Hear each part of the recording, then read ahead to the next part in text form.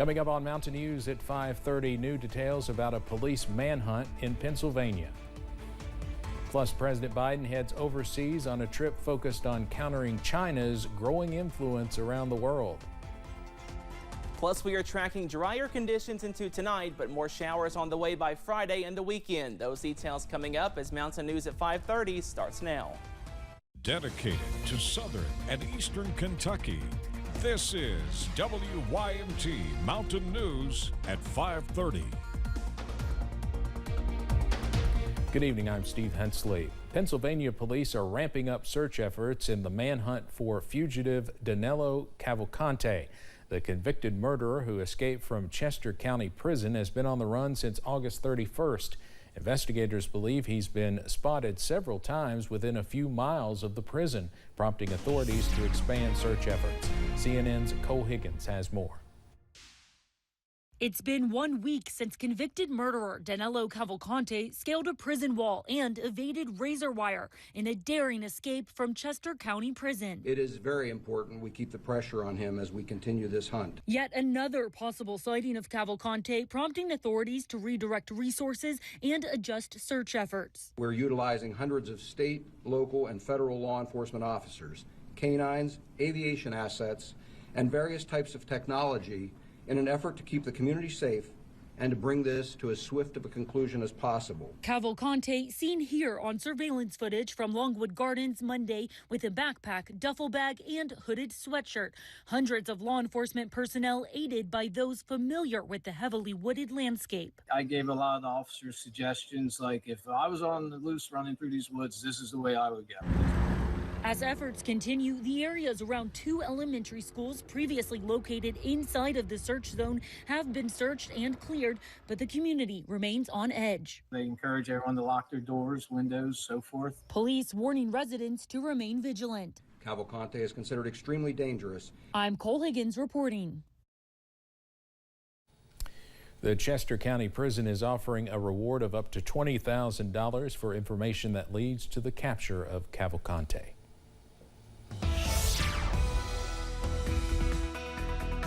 Well, gloomy weather continues into this evening as we are watching out for a few showers across the mountains right now. Most of us are dry, but a heavier downpour into portions of Harlan County, also into Lee and Wise County in Virginia as well, and a new downpour just to the south of Hazard and southern Perry County. Most of us are dry right now, but a few showers cannot be ruled out as we go into this evening, all thanks to this cold front that continues pushing off to the east. Now, behind this system, we are tracking some drier air as we go into tonight. That is short-lived, though, as more showers are likely by Friday, also into this weekend. We are much cooler, though, here in Perry County. That temperature is down to 79 degrees over at Buffalo Mountain. Most of us in the upper 70s and lower 80s. 79 for Jackson, 80 for Manchester, 81 over in London at this hour. So we are below average thanks to the clouds and also those showers. And more rain chances on the way by Friday, also into this weekend. That full forecast coming up in just a few minutes. Steve? All right, thank you, Cameron. President Biden is heading overseas where he will make the pitch to world leaders that the U.S. is a more trustworthy economic partner than China. The meetings come as tensions increase between Beijing and Washington regarding an important trade route. CBS's Natalie Brand has more from the White House.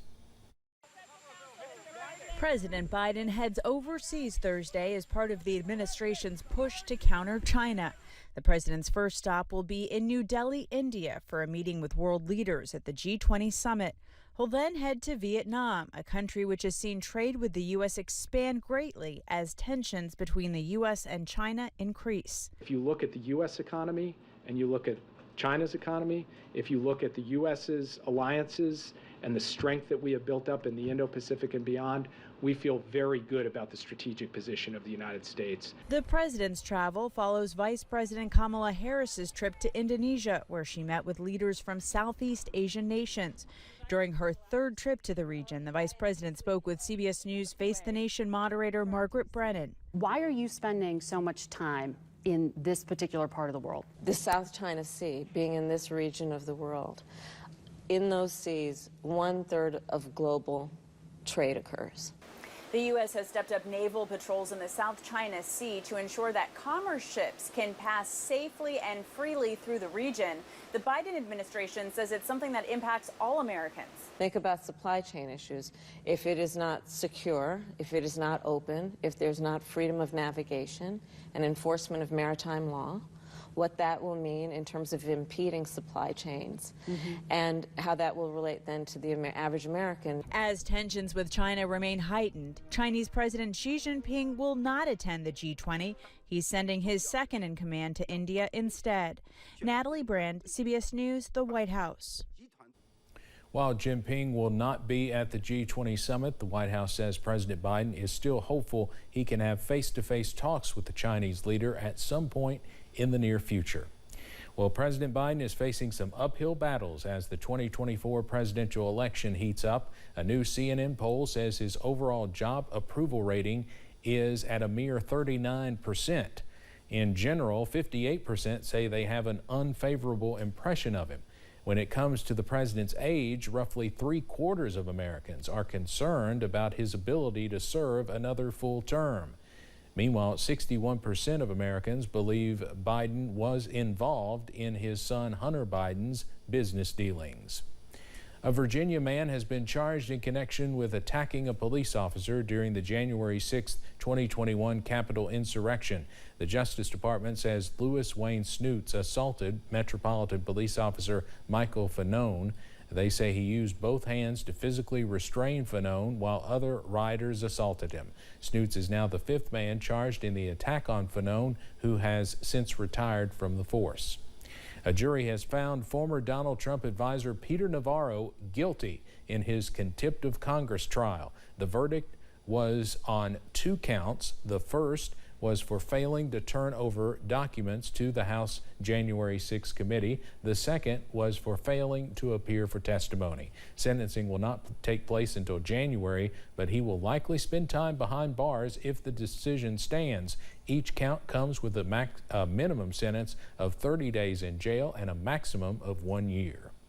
Former President Trump's attorneys have notified the judge overseeing the Georgia election subversion case they may try to move his state case into federal court. That could help the former president get the charges dropped by invoking immunity protections for federal officials.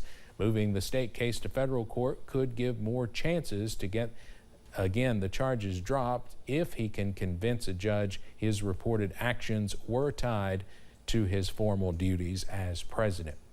Fulton County District Attorney Fani Willis is slamming House Judiciary Chair Jim Jordan's investigation into her prosecution of former President Trump and his allies.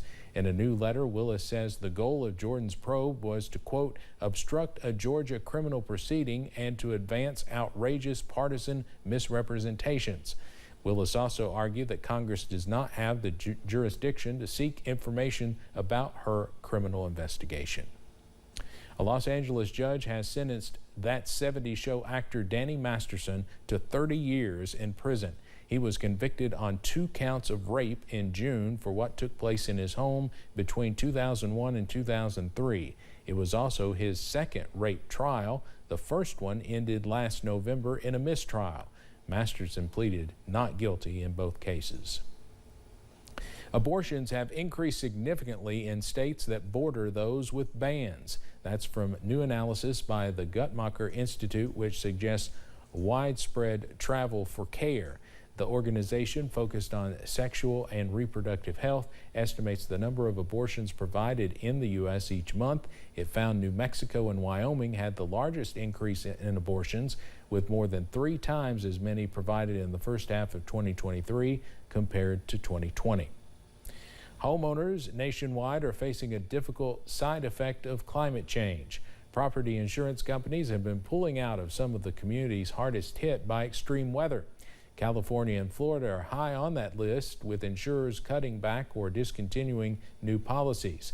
Some carriers are raising rates or declining to renew contracts even after collecting premiums for years.